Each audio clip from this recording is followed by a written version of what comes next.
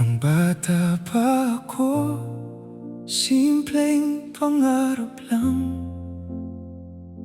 Buong pamilya sabay sa bawat tawanan. Akala ko'y habang buhay ang ating tahanan. Pero isang araw, bigla kang nagpaalam. Naiwan akong litong-lito sa nangyari. Hindi ko alam kung sino ang dapat sisihin. Isa lang ang alam ng puso kong musmos. Bakit biglang nawala ang dating ikaw? Hindi ko man naiintindihan ang mundo nyo. May isang tanong na hanggang ngayon'y dala ko. Bakit damay ako sa hiwalayan nyo? Bakit ako ang nawalan ng yakap nyo? Wala naman akong kasalanan. Bakit ako ang naparusahan?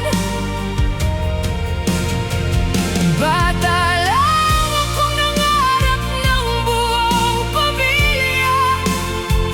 Ngunit pangarap ko'y biglang naglaho na. Kung kayo'y nasaktan sa isa't isa, bakit pati ako nadamay pa?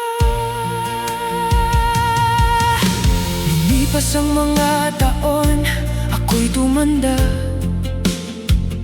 Ngunit may bakas pa rin ang sugat ng kahapon.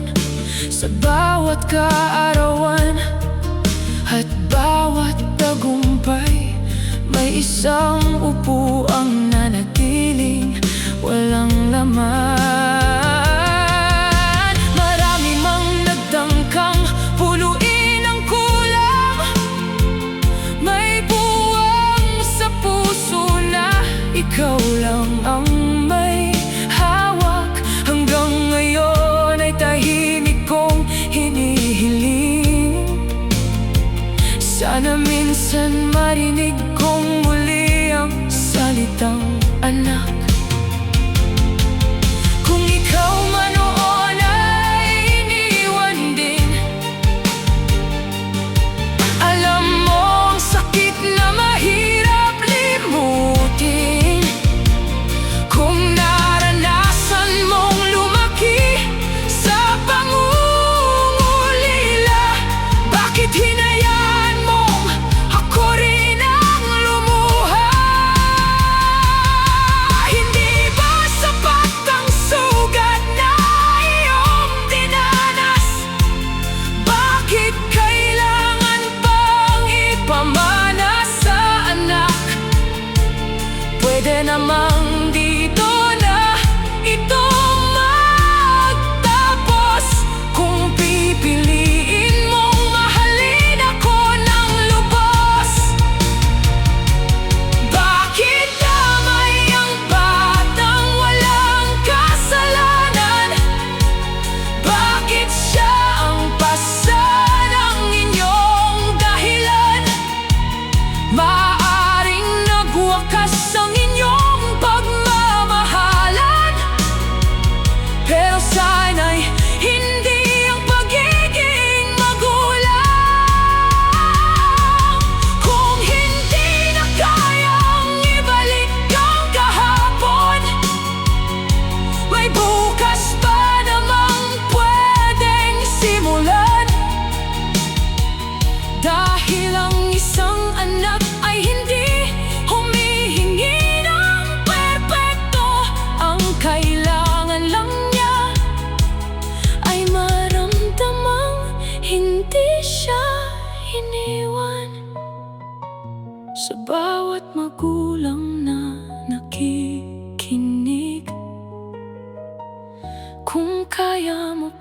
yakapin ang iyong anak. Gawin mo ngayon,